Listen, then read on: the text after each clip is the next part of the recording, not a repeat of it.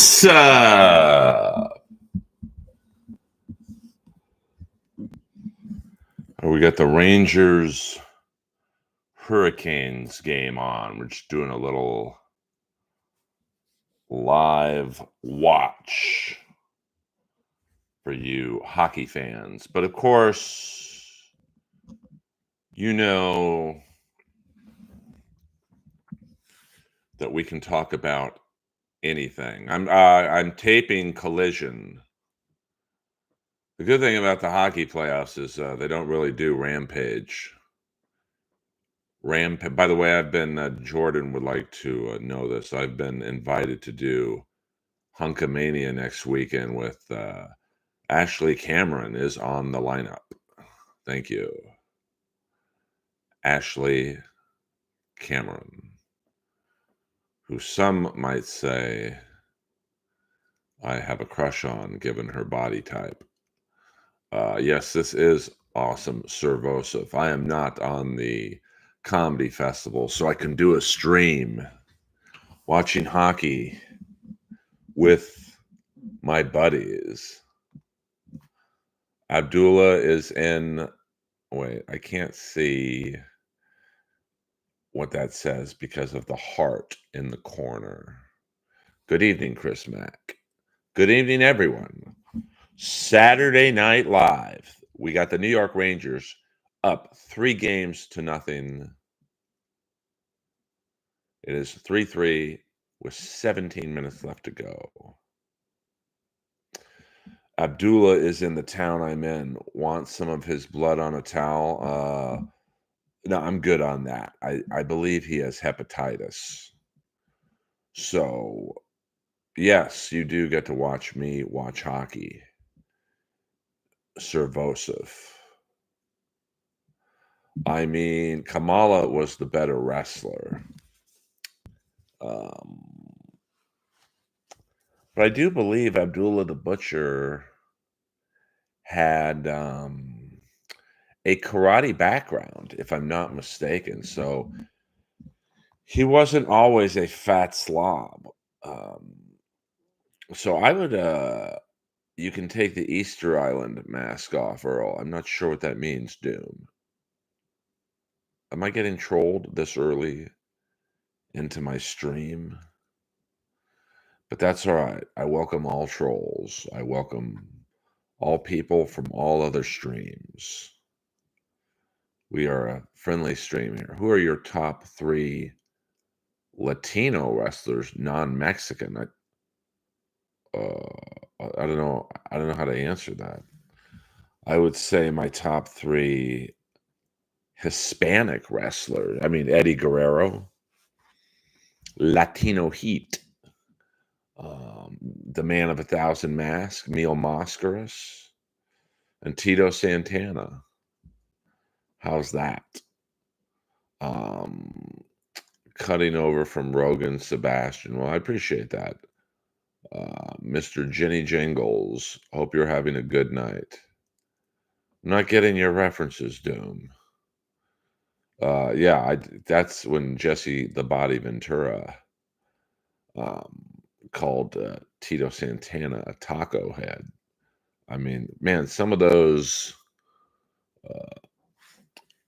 80s commentary by usually Jesse Ventura. I don't know how they got past the censor mark.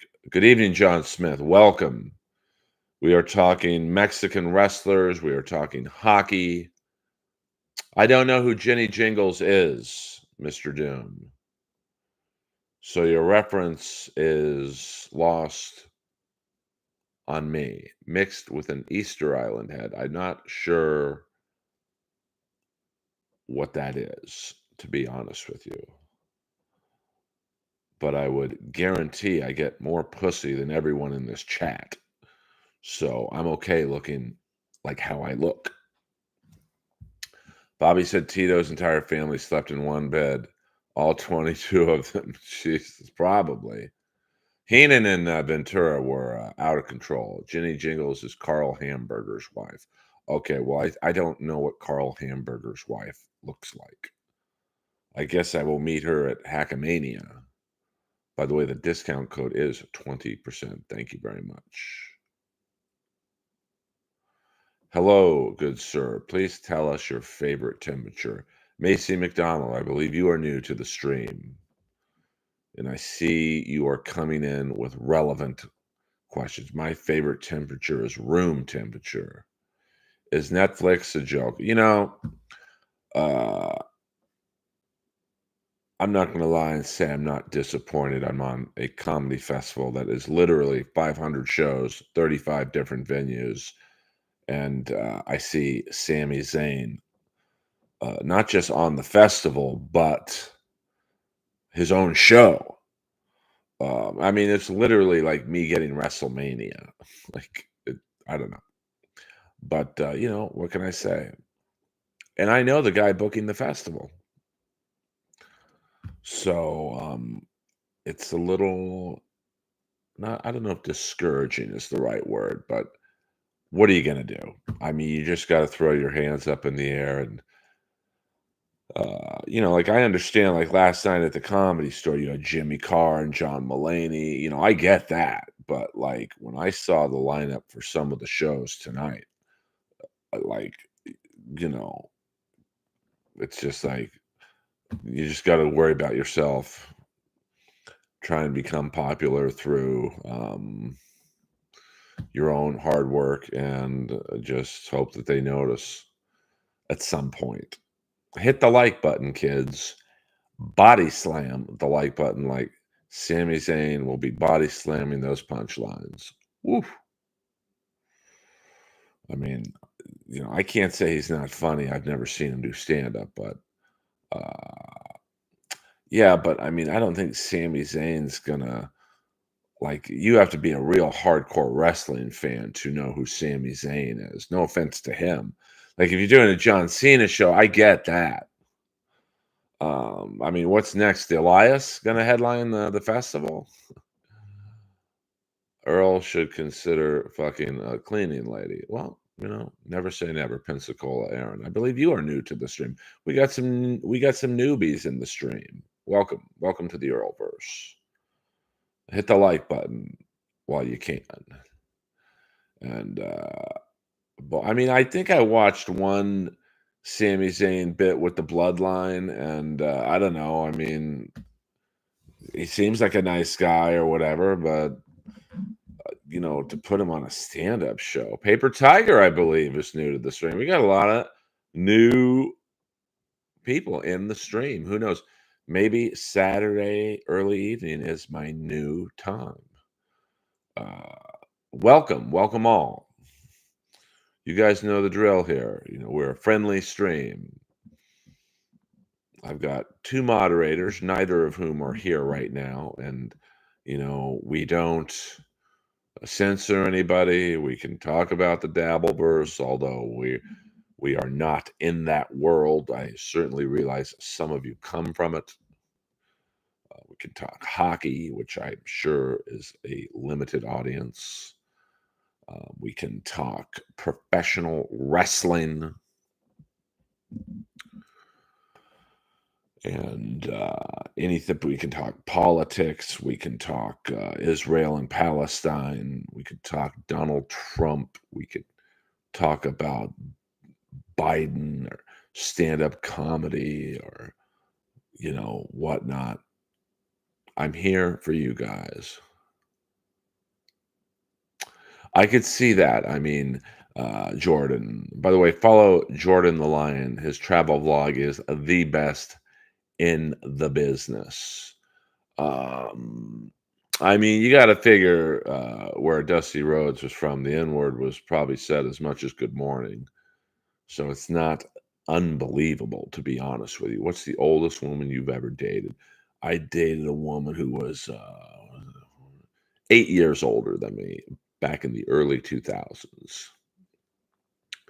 Can you give us a Roddy Piper story? I mean, you got to go on the YouTube and look up Earl Skakel Roddy Piper word association.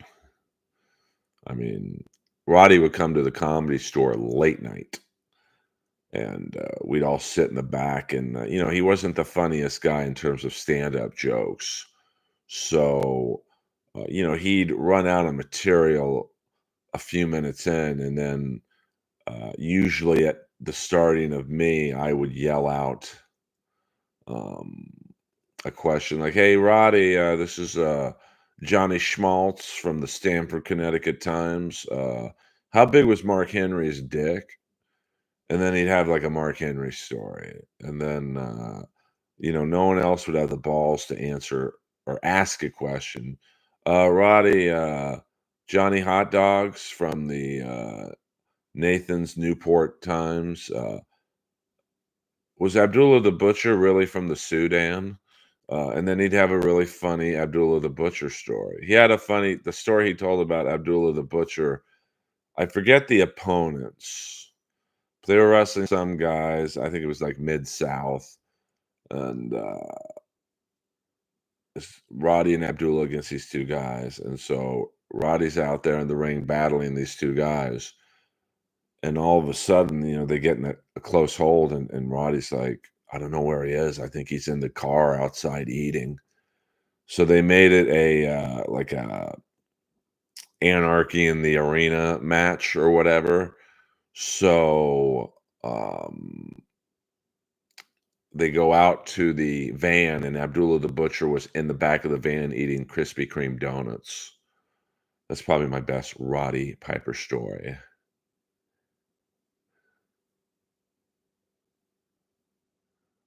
I mean, yeah, Bad News Brown was the real deal. He was, I know you know this, Jordan, but Bad News Brown was a legit judoka, and I believe a silver medalist in the '76 Olympics.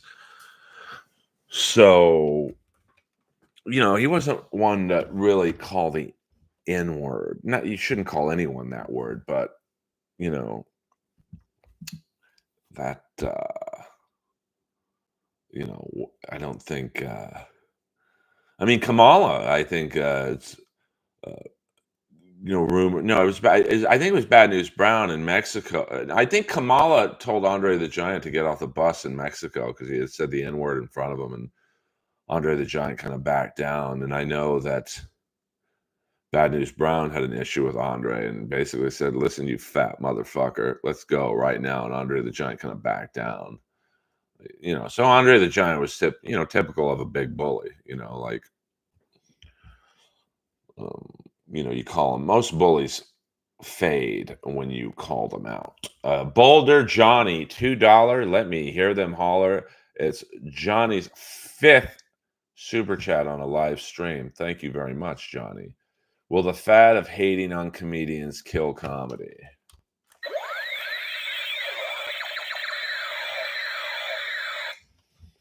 You mean shows like Kill Tony, or you mean like comics just being jealous of other people, like people shitting on Matt Rife just because he's popular? I mean, you know, I think what kills comedy is just bad comedy. What kills comedy is, I know Seinfeld said what killed comedy is the left turning comedy into wokeness, but I kind of disagree. I think what kills comedy is the viral video craze. Like when Matt Rife made it because of his crowd work videos, and you had every comic in the world putting out a crowd work video, and most of them were awful. So now you don't even really see the good crowd work videos because there's so many shitty ones out there. That's what kills comedy. I am not watching the Lomachenko fight. That's the UFC, right? Uh, oh, you mean like that? Well, I mean, Red Bar's king of the mountain there. I mean, he's doing what uh, all these guys are trying to do. Um, I mean, I think, I mean, that basically is what the Dabbleverse does. Like to me, Dabbleverse is well, when I was in my 30s, I dated a woman who was no, hold on. When I was 32, I dated a woman who was 40. So yes, I have done that. So I mean, I think like the podcast wars, I do think are fading. It's just it's old, it's like the same people going after each other. Um, so I don't find it, amusing at all. Oh, I know. I mean, listen, believe me, I know right now if I started shitting on whoever, instead of 21 people in here, I'd have 210 people on here. But it's a choice I've made, and this I can live with it. But if I was like desperate for money and I mean, I make enough. I mean, just my comedy store spots, I make a good living. Um, and then my voiceover work and whatnot. I don't really need to cuck, if you pardon the phrase, of going after the Dabbleverse or whatever. Now I am on Hackamania, which is basically a Dabbleverse comedy. I don't know if I would say festival, but um, so people are like, well, how could you be anti Dabbleverse but do that? I mean, I'm a stand up comic. I go where the shows are. From what I've been led to believe, the show is selling quite well. Why wouldn't I want to play in a sold out room or near sold out room? Um, I mean, I don't know if too many female comics who've slept their way to the top. Most of them have slept their way to the middle, and some haven't even gotten that far. I've never dated my mom's friends; they were a little too old for me. Well, I mean, I think they serve a niche portion of what people want to hear. It's like Kill Tony is a niche show. A roast battle was, it's still popular, I guess. A niche show. But I will say that when you go on a show with a couple roast battle comics on it, their stand up is not the best. And then they go into roasting the crowd, but it's like, do you think a crowd wants to get roasted by a comic who's been bombing? You know? So I think that it hurts comedy overall. And like Kill Tony was at the Fabulous Forum last night, sold out show at the Forum. Um, but you take some of the regulars on Kill Tony, they're doing 1 minute of comedy every week. Well, now they have a following through the show, and now they got to do 45 minutes to an hour. Good luck with that. And I don't mean that in like a dicky way, but these shows set up comics, younger comics usually, for success. But like you gotta, it's not just when you are asked to headline a show, it's not just standing on the stage for an hour. It's doing an hour of good material. So and when you're used to doing 1 minute a week of comedy, or in roast battle, when your go-to, if a joke doesn't work, is to roast either the judges or the room or the other person or the house hater. You don't have that on a comedy stage. So we'll see. Mason in Portland, $2. Thank you, baby doll. See you at Hackamania, sir. Gonna be a good time. Yeah, I think it will be a good time. I mean, uh, I'm probably not going to participate too much on all the podcasts and stuff, just because that's going to be very Dabbleverse, uh, I guess, centered. But Friday night I'm looking forward to the most because it's the actual comedy show, and then Win Earl Skakel's Money, which is basically an open mic slash meets Kill Tony. And that's going to be fun. And then I think there's karaoke after, and then uh, I know a lot of people who are coming to that. Such my good friend Maddie Goldberg, who, if you're looking for a new book to read, Maddie is a very funny LA stand-up comic who wrote a book called Brain Tumor or Brain Humor because he had a brain tumor. And it's really fun. Do you ever have bubble guts before your set? I get nervous before every set. Um, well, what I'm saying, Boulder Johnny, is, um, there are some very funny roast battle comics. Um, you know, but I think, you do, especially with Kill Tony now that it's a very popular show, you get these people who are popular on the show. I was on Red Band's show in Austin recently, and it was a lot of Kill Tony comics were on it, and some were good and some weren't, and you could tell some after 5 minutes were struggling, like, oh fuck, this ain't Kill Tony. I got to do 10 minutes, which 10 minutes doesn't seem like a lot, but it's a fucking lifetime, bruv. If you're up there struggling, I mean, I've done 15-minute sets at the store where I've struggled, not often, but every now and then you don't have good set, and man, that 15 minutes seems like 100 hours. So I guess what I'm saying, Johnny, is um,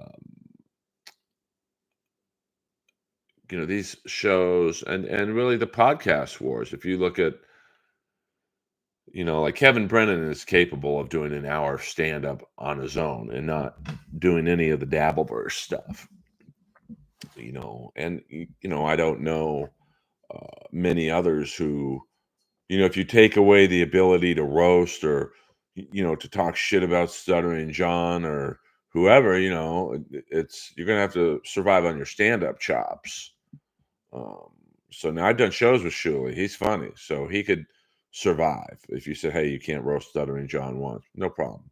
Uh, Chad is an established stand-up.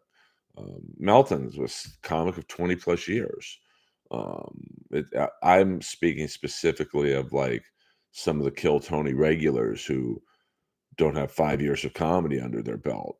Um, they're going to struggle because they're not going to have the chops yet to. Well, I don't think Ric Flair knew the deal of what Kill Tony was. Like, Ric Flair, when he was pitched the roast of Ric Flair, he was probably told, "Hey, they're gonna make fun of you, but every person on the dais loves you."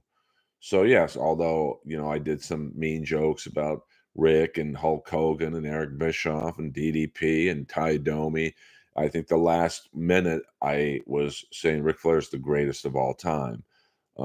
I don't know if Ric Flair was in on the joke of Kill Tony. Like Kill Tony's like the Gong Show. And that's not an insult towards Kill Tony, but it is what it is. It's almost always better when the joke or the comic is bad. So Tony and the guests can tee off on them. And then they try and fight back. And then that's where you get the cringy moments. Um, so, I hope that answers your question. Yes, I am friends with Esther Pavitsky. We're not best friends, but we are friends. We were told to not do any jokes about the death of Ric Flair's son, so none of us did, and that's it. It was game on for the divorces, the drugs, and all that stuff. Now, when I did the roast of the Iron Sheik at the Comedy Store, I believe Brutus Beefcake had heard of my reputation, so he's like, "Hey, man, I don't want any jokes about my drug trial." No problem. Uh, my friend was overweight, and we called him Bulk Hogan. Hello. I mean, I didn't watch the show, so but I would guess Ric Flair was not told. Ric Flair probably knew Tony as a roast comic and thought, oh, he's going to roast me a little bit, but Ric Flair has no idea who Hans Kim or any of the others are, so he's probably like halfway through. What the fuck am I watching? And he's probably a little tipsy, and he's just like, fuck this. I'm Ric Flair. I'm out. Losing a child is worse than dying. Way to bring the mood up, um, John. What's the darkest Owen Hart joke you've ever heard? I haven't heard too many Owen Hart jokes. Hello, Ben Jones, Ben Bones Jones. I have gotten a new webcam. I'm trying my best to make this stream look good for you guys. My mic is, I mean, I probably could get a better mic, but, I think so far this mic is pretty good. And, the webcam, it's a Logitech, it's about, I think $250. I mean, they had some for $1,000, but this is a 4K camera. The Carolina Hurricanes just scored, so it is 4-3. Carolina, it's 3-0 in the series. 3 minutes and 11 seconds. Big goal by Andre. I don't know how to say his name. Sakay. Um, so, I'm trying my best. I mean, obviously, when I move upstairs, I'll have a white wall behind me, and so we'll have the Earl sign. I'm in talks for a Earlverse or a Daddy Man neon sign, and then we'll have my Jack Lambert picture that's very cool behind me. I mean, I know that when you're trolling around YouTube, you stop based on probably the background. Oh, that background looks interesting. Like I started watching Win by Two just solely on when I was trolling around YouTube, and I thought that his John's background was interesting, and I don't listen to it as much anymore, but I don't really listen to streams anymore. I listen a little bit MLC and a little bit of Melton when I'm usually going to sleep when NLO starts. So, I mean, I'm going to work on my Wi-Fi. Unfortunately, you guys know the deal. I can't get fiber optic in my neighborhood, and there's not a lot of towers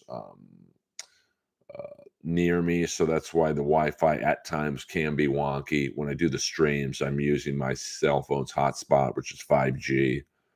But I'm trying, I mean, when you look at my streams from a year and a half ago to now, it's a lot better. I could understand why I wasn't getting a lot of upstairs. I have a second bedroom that is going to be my streaming slash podcast um, area, I guess, my studio, if you will, unless I move. But I have a great spot upstairs. Sometimes, yes, it's just the Wi-Fi is what it is. And I'm sure the ads in the middle, kill the buzz, but um, you know, I'm doing my best, Ross Incognito, and I'm I've definitely improved from a year ago to now, and hopefully a year ago, or hopefully a year from now. I mean, I'm sure the background of my kitchen is not visually appealing for you guys. But how about that Kamala picture and Lex Luger sneaking in behind Kamala and the Lex Luger autograph? That's the craziest autograph I've ever gotten. When I was at the Ric Flair roast, the next day they had like a WrestleCon, it's like Comic Con, but for wrestling. And, so I stood in line to get Lex Luger's autograph and buy a wrestling action figure. And I just wanted the doll. And his manager's like, hey, whatever you do, don't call it a doll to him. Call it an action figure. So, so I buy the doll. It was like $200 or whatever. And, I just bought it because if you bought the doll, you could take a picture with him. Um, and he looks at me and goes, young man, do you want me to sign it? Now, he's pretty fucked up. He's in a wheelchair and, he, it is what it is if you know what happened to Lex Luger. And he actually takes the plastic off the box and grabs the pen like this and signs it. I'm like, oh man, this is gonna be a fucked up looking autograph. I have hundreds of autographs. It's the perfect autograph I've ever seen. It's like a laser did it. So that was pretty cool. He was a very nice guy. That right there is Kiss in the Revenge era. It's my buddy Eric Singer right there. Eric Minsinger right there. So I might have a picture like that behind me. I'm looking forward to going upstairs. Just so I can have a cool, I'll have some of my wrestling dolls behind me, I'll have some shelves, and that's a Yarmir Yager right there, right there. Of course, when I had long hair and I wore a Jofa helmet, they called me Baby Yager. Thank you very much. Hey, hit that like button, babies. So I'm doing baby steps to make the presentation better, but in terms of right now, audio and video wise, this is as good as it's going to get. And I'm still trying to manipulate the algorithm, what time. I do seem to have more people in here, 5, 6 at night. I think about the second time, I think 2 days after I was monetized, I did a stream on Sunday night where I had 70 people in here, well over 100 likes, like 120. I would love it if I could get, like, that kind of participation, nightly, but, hey, listen, I'll take 21 people in here, 20 likes, yeah, I mean, AEW did do Sting right. I mean, Yager is amazing, but I hear Yager has a very bad gambling problem, so that's why he still plays. He ain't playing for love of the game. I read a book a couple years ago by my friend. We don't have to mention his name. Uh, about the first offshore sports book in like the Caribbean islands, and he would say Yager would call him while the Rangers were in pregame skate warm-ups and lay action down. Show your cack. I mean, that's a super chat request, Boulder Johnny, and not for $2. Come on now. I didn't like the new Motley Crue song. But I'm an old school Motley Crue fan, so I'm comparing any new material I hear from Motley Crue to "Shout at the Devil," "Looks to Kill." So, I mean, it's good if it was like a new metal band. And John Five is a different style guitar player than um, Mick Mars. I think Mick Mars is a more blues based. I'm not saying he's like BB King, but he's a more blues-based influence, where I think John Five is a more technical virtuoso, I guess you'd say. Um, so yes, perfect plex the like button, please. And the Carolina Hurricanes live another day. They win the game against the New York Rangers 4-3. The Rangers now lead the series 3-1, and it goes back to Madison Square Garden Monday night, I believe. So, oh, you don't want to see it. Yeah, I mean, it probably would get me numbers, but then I get kicked off of YouTube. So, well, I don't think Motley Crue was ever. I mean, Mick Mars was the best musician in the band. I mean, Tommy Lee's a great rock drummer. Nikki Sixx is an adequate bass player. I think Rat was a much better band musically, but I think after Round and Round or Out of the Cellar, each album got, I don't want to say worse, but sold less. And, then they were so desperate at one point to hang on that they called in Desmond Child, who basically wrote all of Detonator. And, that was really the first time Rat used outside writers. And I love Detonator. I mean, it definitely sounds like a Bon Jovi type album, but for some reason it didn't really resonate. I mean, I think it went platinum. I mean, I think all of Rat's studio albums went platinum, and I love their greatest hits album, 81, 91. And now when I say their studio albums all went platinum, I mean, the classic era Rat. I know the Rat album that John Kolodner made in 99. Stephen Pearcy had the best quote. He said that John Kolodner, legendary A&R man, Aerosmith, Led Zeppelin, tried to make Rat sound like the Cars. But there are some great songs on that album. It's just called Rat 99, I guess. I'm kind of surprised Rat's never had an official live album release. Now, they were never known for their live performances, but you'd think a band that's 40 years old would have at least one live album out. I mean, my God, Kiss has about 5 of them out. Yeah, Robin Crosby, indeed, was a sad story. I mean, just, and I think Rat lost a lot of, with each album, he was delving worse into addiction. So I think by the time Detonator came around, he was pretty close to not really participating in the recording process. And if you've ever seen, I think it's the Rat from Japan '91. I mean, he's fat for Robin Crosby, and like you can tell he's out of it. It's kind of a bummer because he was a very good rhythm guitar player. Yeah, I like Infestation. Um, I went to that tour at the Key Club in LA. I thought Carlos Cavazo was a very good. I mean, no one's going to replace Robin Crosby, but if there's one guy you would pick, it would be Carlos Cavazo from Quiet Riot. So it's kind of cool to see, kind of like Quiet Riot and Rat, mixing together. But I know Warren DeMartini. He comes. I think his wife comes from family money, so um, he doesn't want to play all these, gigs that Pierce wants to play. Piercy will play a biker rally for 5, 10 grand, whereas DeMartini's like, hey, I'll go out on the Motley Crue Poison tour, but I'm not going to play the Sturgis biker rally. I'm in my 60s, man. I don't need the money. So, I mean, it would be great to see a tour of Piercy, Crochet, Blotzer, DeMartini, and Cavazo. But with each year, it's getting less and less likely, I think. I mean, those guys just don't like each other. And I get it. I've been on some TV shows that, were around for 3 to 5 years, and you fucking have a genuine hatred of people after a couple years. So I can't imagine after 40 years of dealing with each other and the multiple lawsuits.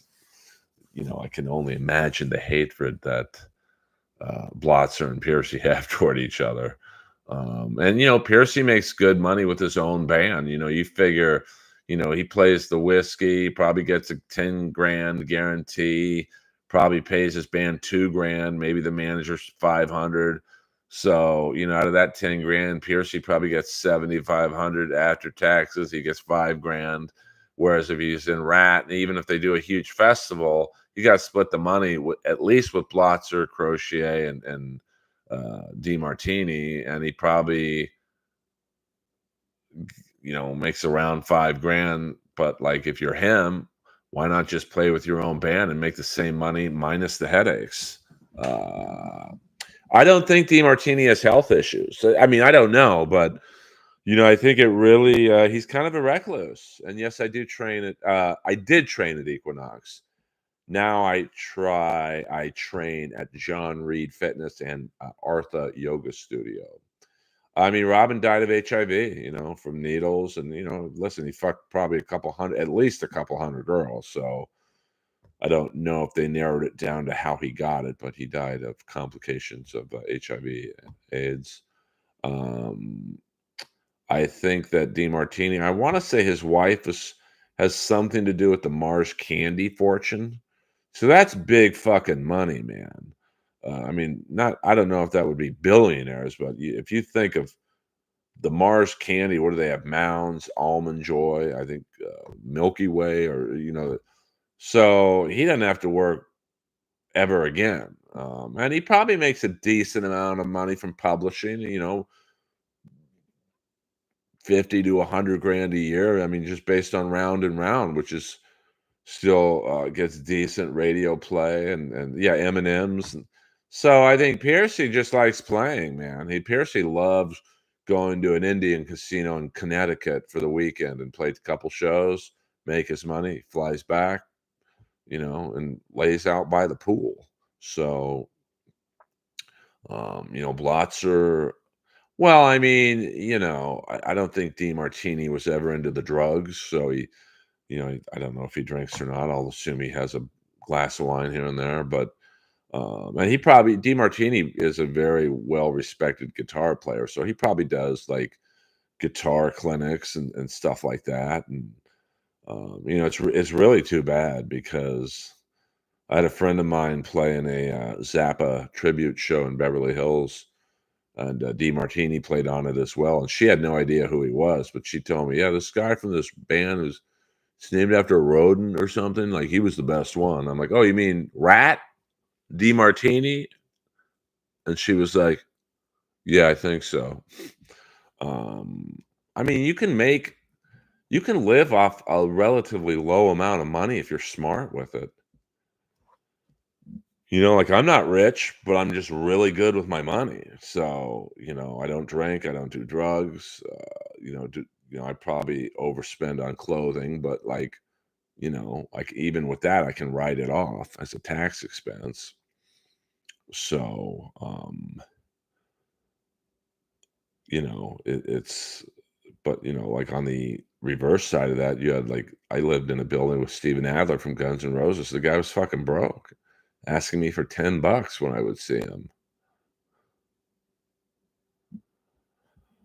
Yeah, I mean, John, I will say that, there's just something about Warren DeMartini. Like, when I see Piercy play, and I believe the guitar player in his solo band is Eric Fiorentino, like, he's very good, but you could tell it's not DeMartini. It's something about the tone of DeMartini that is like, when he's playing the Rat songs, like, you could close your eyes and have Fiorentino play and then DeMartini play and go, "Okay, it's like the Pepsi taste test."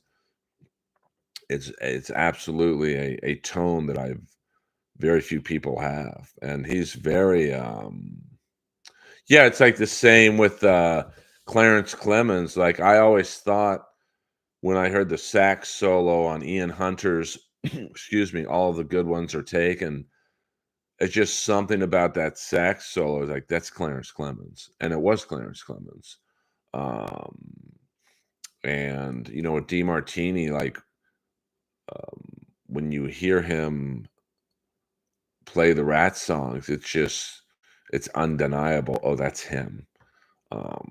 So, it just like, I don't hear that like, I've seen Quiet Riot play without Carlos Cavazo, and the solos and whatnot sound pretty similar to when Cavazo played them, but when Fiorentino plays the Rat songs, and that's all Piercy plays basically are Rat songs, um, it's like you go, "Okay, that's not the guy who played on the albums." But it's very good. I mean, he's very you could tell he's trying to, mimic the style of DeMartini. So, it's like with Kiss. I mean, you know, when Ace left and Vinny, came in, Vinny was trying to put his own, I guess, spin on the Kiss classics. And I think Gene and Paul told him to be honest with you.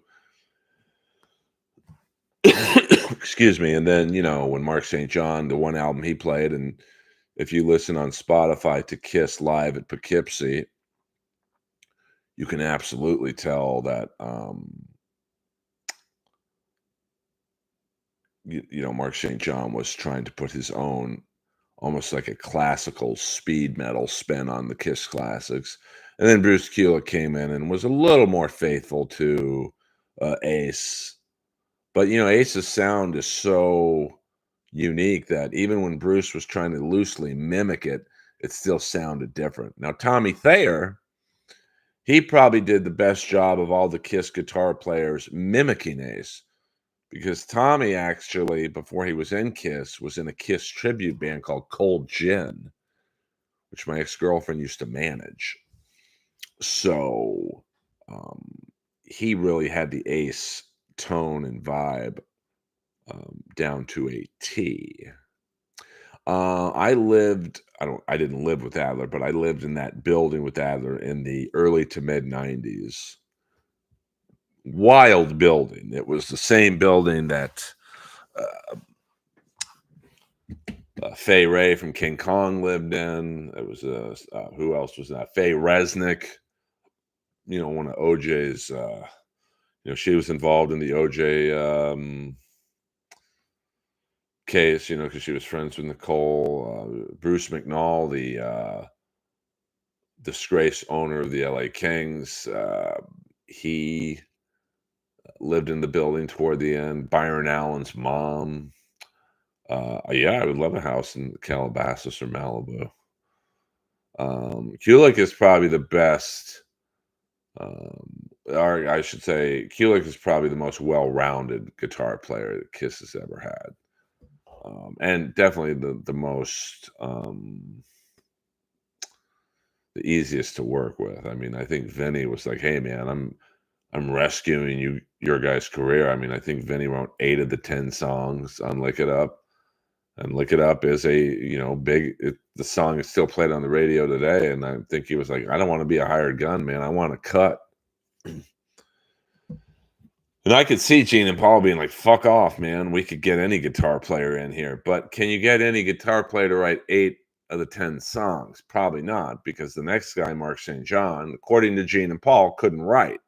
He could play, but he couldn't write. But Animalized was a very well-received album. But so was Asylum, with Bruce Kulick. So, I think at Kiss in the mid-80s, it was just Gene and Paul wanted someone they can control, and I wouldn't call Bruce Kulick a yes man, but I think that he was absolutely a guy who would just shut up and play. It's your guy's band. I don't want to be an equal partner. I mean, he might have wanted to be one, but he didn't bring it up like Vinny did. Of course, Mark St. John was there for such a little time. I'll tell you, actually, a Mark St. John amp ad poster right there, right next to the Yarmir Yager. You can't really see it.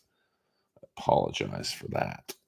Actually, let's see if we can. There we go. You can see a little bit of the Mark St. John silhouette right there.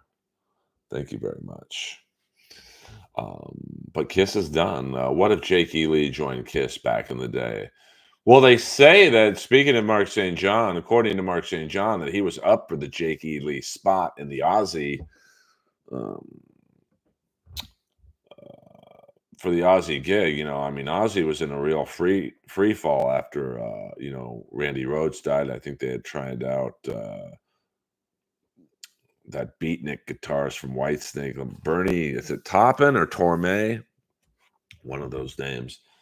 That didn't last for more than a few shows, and then Brad Gillis came in, and I thought he killed it. And then I think he had every guitar player in LA auditioning. George Lynch, I'm sure D Martini, and I think Red Beach, and every Tracy Guns Slash, probably everyone auditioned for that Ozzy spot. And then I think, if you believe some of the bullshit stories out there, that George Lynch was really Ozzy wanted George Lynch, but then at the last second, I think Sharon said, "No, let's do Jake E. Lee." I mean, Jake E. Lee probably would have suffered the same fate Vinny did. I mean, I'm sure Jake E. Lee. Let's see if Vinny Vincent leaves. Animalized was in '84, so that's when I think Bark at the Moon, but Bark at the Moon was '83. So let's say Jake got the Vinny Vincent spot. He would have written something similar to Lick It Up, and he probably would have been like, "Hey, man, I want to be a full member. Fuck this hired gun stuff." Because that was the original problem with Jake E. Lee and Ozzy. If you remember, Bark of the Moon was great. Ultimate Sin was very popular. I think Jake and Bob Daisley wrote most of the music. I think Bob Daisley might have written the lyrics, but Jake wrote the song. I like the, the guitar parts and probably bass. And then Sharon and Ozzy wanted to do a tribute to Randy Rhoads, and I think Jake E. Lee was like, "Well, Randy's been," I don't know what he said, but he was like, "Randy's been dead for 5 years. Let's do a live album with me on it." And they were probably like, "Fuck off." Um, I mean, I know the girl I dated. She used to work for the Osbournes, and she said her first job was to cut Jake E. Lee out of the pictures. Like, that's how like cunty Sharon is. I, for one, think Lynch is a bit overrated. He has big limitations. He would have lived in terror of having to play Rhodes solos every night. Well, I mean, I will leave that for your opinion, John. I'm not a guitar player, so I can't. Lynch, to me, and I'm just a fan. I think he's the perfect guitar player for Dokken, much like Bobby Blotzer.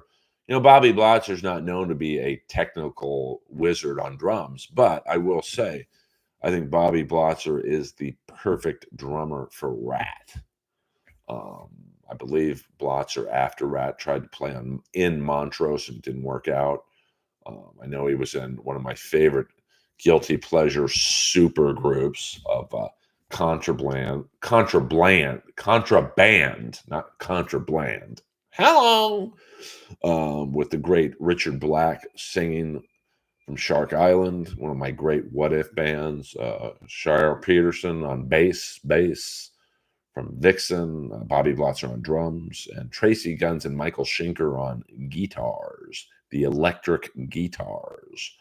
Um, I mean, I don't know. That would have been an interesting, a coked up, drunk Ozzy in that time frame with a headstrong George Lynch. I mean, I think Jake Lee was a bit willing to play the game, but then, I'm sure after Ultimate Sin, he was probably starting to think, hey, man, I'm a huge part of your success. And I came in and was able to handle the Randy Rhoads stuff pretty capably. I want to be a full member, or I want to get more money publishing or whatever.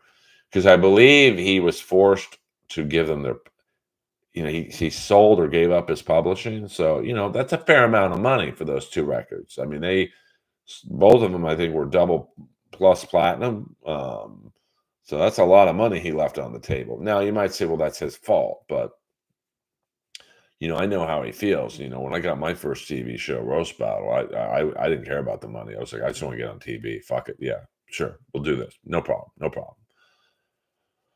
So, no, I trust you. I mean, like, listen, I'm not I can't critique anyone's guitar playing because I don't play any instruments. So, it's like my favorite Kiss guitar player, are Vinny and Mark. I like the way Animalize sounds. And I loved Lick It Up, you know, but Ace, I think any guitar player after Ace Frehley was going to suffer the same fate of, hey, they ain't Ace Frehley. But I don't think Ace Frehley could have led Kiss into the 80s. I mean, Kiss has always been followers. They've never been really leaders. I mean, even when they first popped, they were basically ripping off Alice Cooper and the New York Dolls and Bowie. So I think that, um, going into the 80s, they want, and that's why I never understood why they shit on Mark St. John, really, to say, oh, he can play the same note twice. I mean, Mark St. John was a classically trained guitar player. There's no way he couldn't play the same solo twice. But I think he was too technically proficient to be in Kiss. Like, that's crazy to say, but like, I think Kiss was coming off that Ace Frehley, like lazy jam type vibe, Jimmy Page, not technically proficient jam. Benny probably suffered the same fate. Um, so, oh yeah, I mean, if you look at the money that Jakey Lee probably left on the table with, I mean, Bark of the Moon and Shot in the Dark are still played in heavy rotation. I mean, Ultimate Sin is played with relative frequency. I mean, not quite as much as those two. Secret Loser is a great song. And the funny thing is, I live on a street called Larrabee in West Hollywood. At the end of my street it's a gay nightclub now, but it was back in the 80s Larrabee Sound Studio. And it is rumored that Prince did parts of Purple Rain and Ozzy did, I believe, The Ultimate Sin here. So, which makes sense because my street is very central to Hollywood. Um, well, yeah, I mean, like if you look at Mark St. John, and I go to him because he was recommended to Kiss by Grover Jackson, who I know John Smith knows who he is. But Grover Jackson, if he was recommending someone to play guitar, you knew this guy was a good guitar player. And I believe, if you believe urban legend,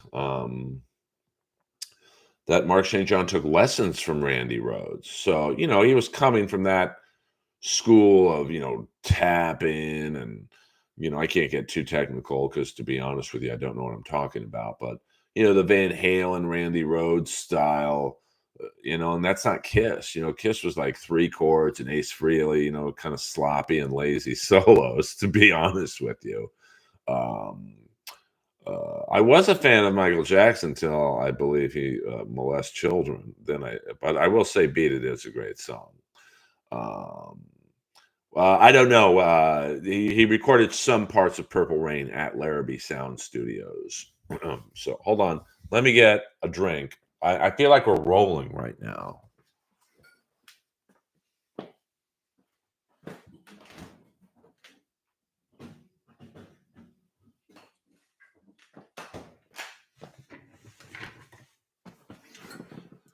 Well, my first ever concert was Bruce Springsteen, Born to no, not Born to Born in the USA tour, LA Coliseum, 3 hour show, prime Bruce Springsteen, no opening act. I mean, he killed it. Three plus hour show. Like it was so long. I do, and then my second concert a couple years later was Bruce Springsteen 1988 Tunnel of Love tour, LA Sports Arena, which is a real shithole even back then, but it was a great. I remember making out with my girlfriend in between songs or whatever, and I'm like I'm getting it on. It's 1988, prime testosterone Earl, if you know what I'm saying. And I feel a tap on my shoulder. I'm like, get away from me, man. I look over, it's my sister. Get the fuck out of here. My first metal show was Long Beach Arena in 1991, Hot in the Shade tour. Winger, Slaughter, and Kiss. Great opening when Kiss comes out of the Spanx mouth. You have the green lasers shooting out of the mouth. It was awesome. And the funny thing is, I was sitting by the soundboard, pretty good seats, but probably about 30, 40 rows back, whatever it was. And I'm with this hot girl, Adrian, from the gym. We later, a couple days later, ended up making love. I showed her my love gun. And but all these hot girls kept looking around at me. And I wasn't the most snazzy dresser back then. I was more of a jeans and a t-shirt man versus the leather daddy I am now. And I was feeling really good. Like I'm talking LA tens just kept staring at me. And then I had to crack my back, so I go like that, and I realized the Nelson twins were standing right behind me. Get the fuck out of here. Um, yeah, I mean, I will, like I say, I will take the lead from you, John Smith, on the technical guitar talk. But as a fan, even I know that, Ace was a sloppy guitar player. Um, but that fit with Kiss, three chords, so that's why I don't think Kiss would have done very well in the 80s with Kiss. I mean, because Kiss they wanted their own Randy Rhoads, Jakey Lee, Van Halen. I mean, Gene Simmons saw Van Halen play at the Starwood, and he probably was like, "Hey, Ace don't play like that. We need him." So that's why I think Vinny and Mark and even Bruce, who was more subdued technician, were better fits for Kiss. I didn't do that well with women in the 80s, to be honest with you. I really started doing well with women when I got passed at the Comedy Store in 2013, 2014. Because when you're doing stand-up comedy at the number one club in the world, you just have a confidence that anything you say is the mouth of it's coming from the mouth of God. So, um, you know, and then Roast Battle took off, and I was like the featured person on that show, and I think the '80s had the hottest chicks, man, no doubt. Natural, just you know, look at the playmates from the '80s and look at the playmates now. To me, there's no comparison because the women in the '80s had shape. You had big round jugs, big fat asses, but natural. Now to me, it's not even close. But I'm sure people from the '90s, our chicks were hotter than people from the 2000s. But you know, yeah, I mean, about guitar playing or chicks? Hello, pew. Um, well, I mean, but it also depends on what kind of women you like. I mean, if you look at women in porn, trying to think, women in porn in the 70s. Where you had Seika, and then in the 80s you had, you know, just women who were natural looking, and now you look at you look at when Jenna Jameson started, she looked unbelievable, and toward the end she looked like Bret Michaels. You're right, Daniel M. You're right. I'm fucking with the algorithm, baby doll. Um, I mean, I'm consistently doing 5 or 6 p.m. So I'm trying to narrow it down because a lot of my fans, Daniel M, are East Coast. So I got to figure, yeah, like Tawny Katane, man. Just like you don't see girls who look like Tawny Katane now. I mean, although I do like Sydney Sweeney, she's hot. Big jugs, no doubt about that. I mean, look at Claudia Schiffer. Look up the Westlife video for they did it. What the UK boy band Westlife did a cover of Billy Joel's Uptown Girl, and Claudia Schiffer basically takes the place of Christine Brinkley. Now that video was like 2002, so she's probably in her mid to late 30s then. Wow, I mean that's just fucking perfection. Thank you for the likes and whatnot. Appreciate that. Let me thank the tippers. I like to thank the super chatters. Boulder Johnny and the great Mason in Portland. Thank you very much. I appreciate that. Thank you, Chris Mack. I'm doing my best. I mean, yeah, Marilyn Monroe. I mean, she was hot. Al Gore got rhythm. Big Black. I'm not sure what that has to do with anything. Heather Locklear. Yeah, I mean, if you look at like Heather Thomas from The Fall Guy, wow. I mean that. Boing. Judy or Audrey Landers, especially Judy.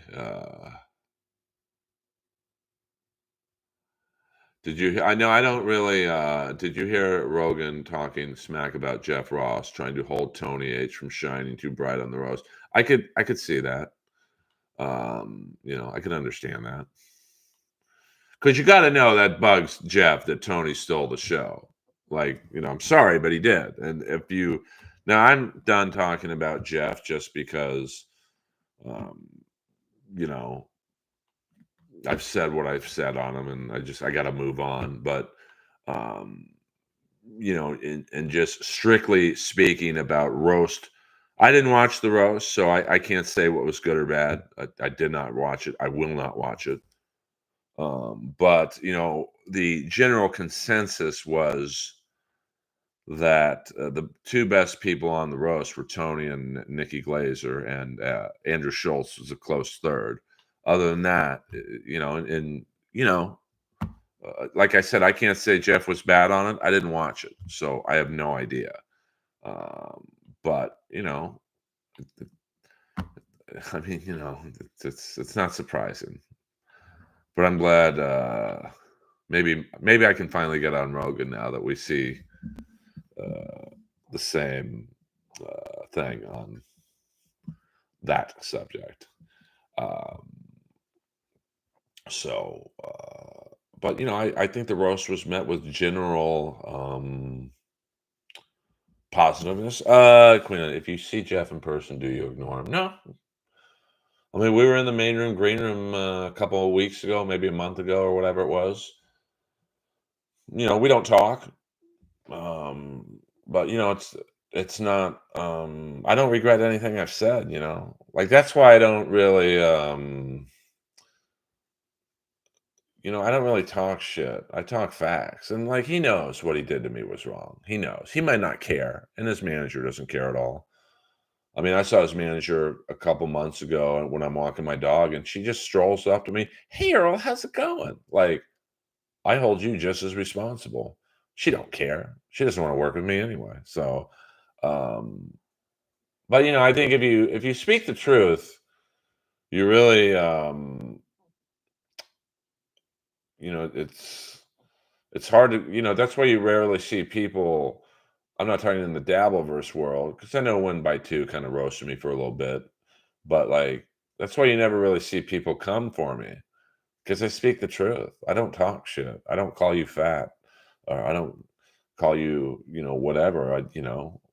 I'm very factual in my um how I talk. So, it's like that's how I was on roast battle, to be honest with you. Roast battle, I never did like yo mama type jokes. Like you look like I would just say your comedy sucks. Because I was trying to bait them, especially on the weekly show at the Comedy Store, where I believe outside of me and Sarah Tiana and well Moses, but Moses doesn't roast. There were and Tony roasted a little bit on the weekly show, but not too much. But I'm sorry, this is carbonated. Um, I was like the only paid regular who was roasting with consistency. So my thing was to attack the other person's comedy because they couldn't really do that in the belly room because like my name's on the front of the building. So, I had the advantage. Um, so yeah, there've been a few people who've tried to get me and Jeff in the same room together, but I don't see a way for that to happen. I hold grudges and I've talked about that before. I don't um there's the whole thing of, let the grudges go, let karma take action. Fuck that. Karma doesn't help me out. You know, um, I understand what people are saying, but um, it's like when you get cheated on and everyone tries to console you, like, oh, she's a bitch, or you're too good for her. There's more fish in the sea. And then that person who's giving you that advice, they get cheated on, and I say, hey man, there's more fish in the sea. Fuck that bitch. So I really think you have to get unfortunately fucked over in Hollywood to see my side of it. Because believe me, 95% of the people I talk to about that subject, um, they'll just let karma, take the place and they'll get theirs. It's just like, yeah, but them getting theirs through another vehicle, that ain't getting me revenge. I'm like the Mossad, man. Remember the 72 Palestine attack on the Israeli athletes in the Olympic Village? Do you know Israel killed every single terrorist from that attack, but it took them 25 years? That's me. Now, a lot of people are like, dude, you got to let it go. That's a horrible way to live life. Not for me, brother. Look how happy I am. I like Big Black. Your mama's so fat, she got her own zip code. Yeah, I don't do shit like that. Yes, it is very common. Like I had to follow. Well, I don't know if I'm a likable guy. Thank you, John Smith. I think I'm an honest guy, but in this business, um, that's not necessarily the best thing. Like I made some fake Netflix is a joke fest flyers, and I heard that the booker and some of the big wigs at Netflix saw my flyers, and they were like, "Hey, Skakel's never getting on this festival." But come on, man, they were funny. But when I was working for Dr. Ken on the Alec Baldwin roast, I had to follow him around at all the clubs and watch him work out his material. Um, your mom was so skinny she got to run around the shower to get wet. Hello, do any nice comics finish first? I can tell you, not me. Like I'm one of the most well-liked comics in LA. Every time I pull up to the Comedy Store, people smile like, "Hey, Skakel's here." But it certainly is not helping me in the stand-up world. Ken Jeong was on the roast of Alec Baldwin, Big Black. So, but what can I do? How I act is how I act. And at 55, I'm not probably going to change. Hate is far too great a burden, Earl, as the great MLK Jr. said. Well, I would agree with that, but you've probably SCVID show had never been fucked over on two shows. So you got to really go through what I went through to understand how I feel like how I feel. Like it's if you've been cheated on, you know how that feels. And hopefully no one in this stream gets cheated on, but it's a fucking horrible feeling. So, the advice you get when you get cheated on is usually coming from people who have not been cheated on. So it's really easy to be like, hey, just move on, and you're better off without them, and stuff like that. But then when that person giving you that advice, they get cheated on. They don't think like that anymore. They're like, fuck that bitch. Urgh. So, but I'm not disagreeing with you. Like, listen, I know a lot of my friends who've been fucked over on many TV shows, and they just move on. Karma will get them. Uh, but to me, and this is just how I look at it, when you move on, you set off a giant bat signal of, hey, you can fuck me over, and I'm not going to do anything about it. So, you know, it works for me. I'm a comics comic, which means I'll probably never make it in the industry. Uh, yes, I mean, I am a very well liked comic by other comics because I struggled for so long that I probably could have quit, but I didn't. So I'm like not necessarily for my comedy, but for my persistence and my just resilience. I mean, I didn't get on TV for 15 years. So I struggled basically for 15 years before I made it, whatever making it is. Uh, 100%. I never said I was different than regular people. And you do get backstabbed in regular life. Um, and some people deal with it how I deal with it, and some people don't. Um, yeah, I mean, Shaw would not have done stand-up comedy for 15 years before he got on TV. Yeah, I would love to go back on the Corolla show. I had a very good time. Yes, I am running the light big time in here. Tell you what, when we get to 50 likes, I'll end the stream. Well, I mean, making it is different for all people. Like, I once gave a very drunk female comic a ride home, and she was like, "Earl, you're my mentor. I really look up to you." And I was like, "Well, how do you look up to me?"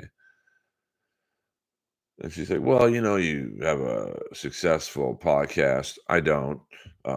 You've been on, the Jellies. You've got the roast battle. I'm dying up here. You're paid regular at the Comedy Store." And I'm like, "Shit, I have done a lot, especially with no agent." Um, but to me, like someone like, say, I don't know, Matt Rife has made it. Russell Peters, they can play theaters. They don't, Russell Peters. It's probably an insult for him to play the Netflix is a Joke festival.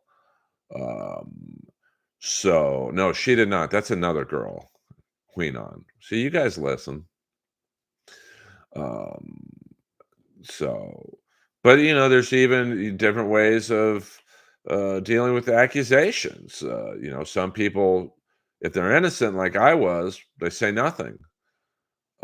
But then at some point, you got to say something, or else it looks like you don't care. Um, I mean, I think so, John Smith. I mean, I don't think people think I'm like the most amazing joke writer or whatever, but I think, they like my style, and, that means a lot to me. I'd like to be famous from the standpoint of I could play theaters instead of begging to get on a festival. What up, ACDC 5150? I'm about to end the stream, but as always, it's a pleasure to see you in here. Well, I thank you for the kind words, John Smith. Have you ever worked at a comedy club in a dangerous location? Not really. I mean, most comedy clubs, I mean, I've done some rooms like when I first started out, they weren't comedy clubs, but they were like I did one show in Compton. I mean Compton in the hood. And I'm trying to think. I had a red Dodge Magnum at the time, and I was supposed to go on last. I was headlining some shitty it was like in a restaurant, but the back half of the restaurant was a comedy club, and the guy looks at me and goes, "We're gonna put you on first." I'm like, "No, no, I'm the headliner, man. It's my first time headlining. I'm really excited." And, the guy was like, "We're gonna put you on first." I'm like, "Why? I'm supposed to go on last." He's like, "Listen, bro, you drive a red car. This is a Crip neighborhood." I'm like, I don't have to go on at all, brother." Yeah, 100%. Um, I mean, I don't, really I would be able to walk Lois. Lois don't give a fuck about fame. I mean, I haven't talked to Tom in a couple of years. I mean, the last time I talked to Tom was when I did Your Mom's House as the wrestling character. I thought it went well, but I haven't talked to him since. So apparently it didn't go that well. Hey, hit the like button. We're almost at 50 likes. I don't get to the 50 like plateau often, so I appreciate that. Well, I disagree with that, James. I think when you're in Compton's a different beast. Like it's not like it's probably the closest I've ever come to getting killed. Was I went to a not a rave, but